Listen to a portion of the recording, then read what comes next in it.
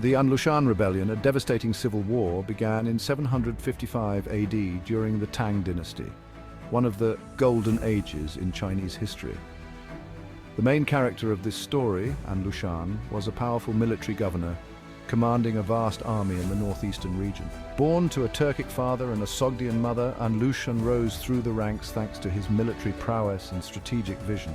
Under Emperor Xuanzong's rule, the Tang dynasty experienced unprecedented prosperity and cultural flourishing. However, beneath this golden facade lay corruption, nepotism, and an over-reliance on powerful military governors like Lushan. The emperor's favoritism toward his consort, Yang Guifei, and her family further fueled discontent among court and military officials. And Lushan capitalized on this growing dissatisfaction. With a private army of over 100,000 soldiers, he saw an opportunity not just for rebellion, but for radical change. By declaring himself emperor of a new dynasty, he aimed to overthrow the Tang rulers he once served.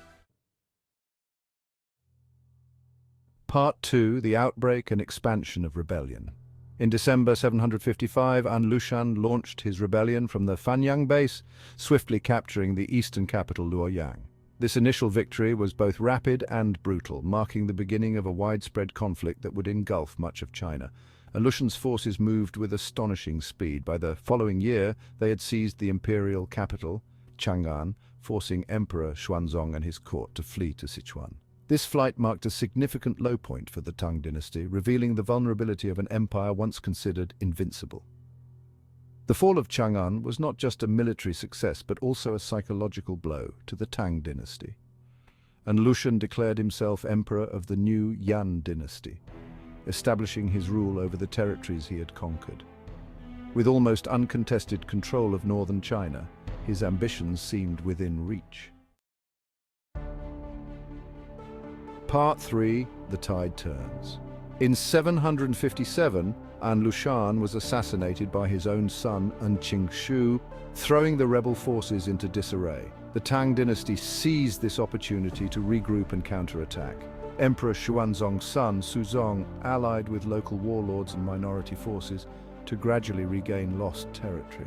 Key generals like Guo Ziyi led the Tang army to recapture Luoyang and eventually Chang'an. These victories were not only military, but also symbolic, restoring confidence in the Tang leadership. However, the rebellion dragged on for several more years as Lushan's successors continued to fight. Despite recapturing the capital, the rebellion had severely weakened the Tang government. The countryside lay in ruins, the economy was shattered, and central authority was permanently compromised, leading to the rise of regional warlords who eventually contributed to the dynasty's decline. Part 4. Aftermath and Impact. The Lushan Rebellion officially ended in 763, but it left a legacy of devastation and a transformed empire. China's population was drastically reduced, with estimates suggesting that the war, coupled with subsequent famines and diseases, may have caused tens of millions of deaths. Politically, the Tang dynasty never fully recovered its former glory. The power of local warlords increased, and central authority weakened, paving the way for the dynasty's gradual decline. Culturally, the rebellion influenced Chinese literature and art, with poets like Du Fu and Li Bai documenting the horrors of war and the human toll it exacted. Their works capture the profound impact of the conflict on the Chinese psyche, depicting a period filled with both heroism and deep despair.